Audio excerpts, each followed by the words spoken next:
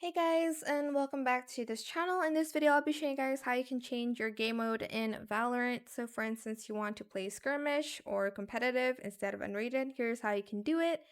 I know maybe a lot of people know it already, but since the UI is a little bit different, somebody did ask. It's just here to change the mode.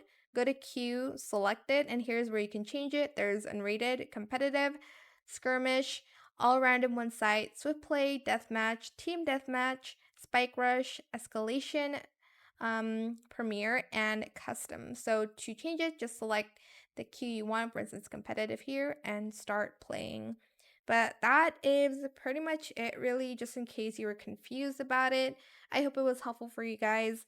Don't forget to like, comment, share, and also subscribe to this channel if you haven't done that already.